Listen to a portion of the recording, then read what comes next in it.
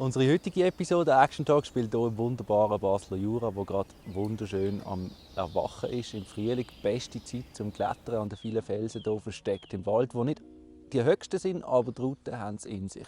Zum Beispiel im Reich des Shogun 9a 2001 erst begangen und seither erst zweimal wiederholt von Alex Megos und Adam Ondra.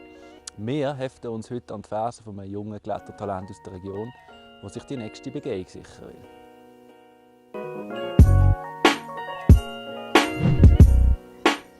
Der 19-jährige Philipp Geisenhoff ist nicht nur im Wettkampfklettern eine Nachwuchshoffnung, sondern gibt auch draussen am Fels ziemlich Gas. Er nimmt uns mit in sein Hausgebiet, Tüfleden bei Dornach, nicht weit weg von Basel. Hier ist er aufgewachsen und nur ein Steinwurf von seinem Zuhause entfernt befindet sich die schwerste Kletterroute der Region, im Reich des Shogun 9a.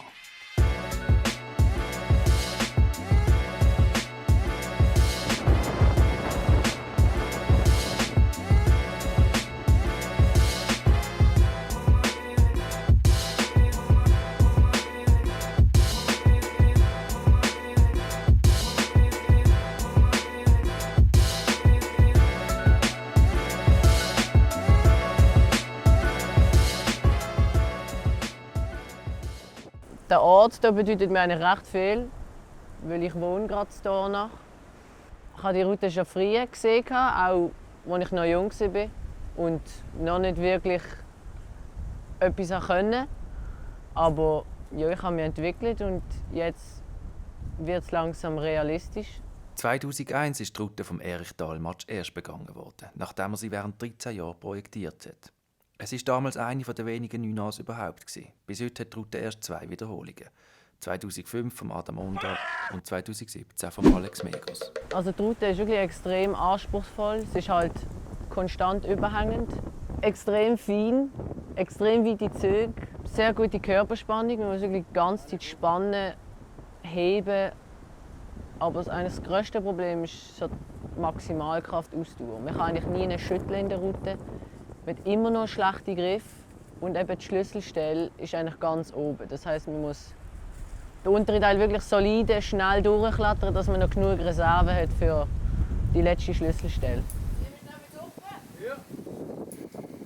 Wir haben uns nicht den besten Tag ausgesucht. Es stürmt und es windet der Philipp fast aus der Wand. Trotzdem hält er sich erstaunlich gut am abweisenden Fels. Aber irgendwann ist es Zeit zum Verschwinden.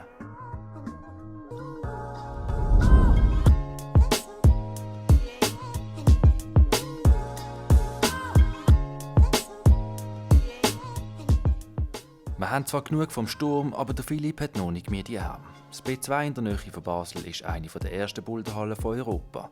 Die lokalen Klettergrössen haben sie vor 15 Jahren ins Leben gerufen, um sich fit zu machen für ihre Kletterprojekte draussen an den Jurafelsen. Der Philipp stellt uns die neueste Anschaffung im B2 vor, das sogenannte Moonboard. Per App kann man hier seine persönlichen Boulderprobleme definieren und online stellen. Überall von der Welt können Leute an den genormten Griff Boulder erstellen. Und die dann auf dem Moonboard-App sozusagen teilen mit der Welt. Also warte, ich drücke mal etwas, keine Ahnung, ob es gut rauskommt und wie schwer es ist, aber das ist jetzt einfach random. He? Machen wir mal hier, Start. Und jetzt erscheint er, tatsächlich. Gut, dann probiere ich mal die Boulder. Cool. Noch vor 15 Jahren hat es kaum Boulderhallen gegeben, heute ist man bereits weltweit vernetzt über das Internet. Unsere frisch designte Boulder stellt der Philipp nicht gerade vor grosse Probleme. Schöne.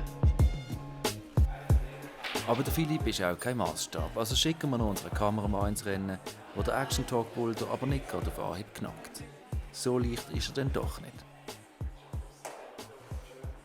Wenn auch du den Boulder willst probieren, den wir für den Philipp definiert haben, er heisst Action Talk, du findest ihn im Moonboard App und den Moonboard findest du im B2.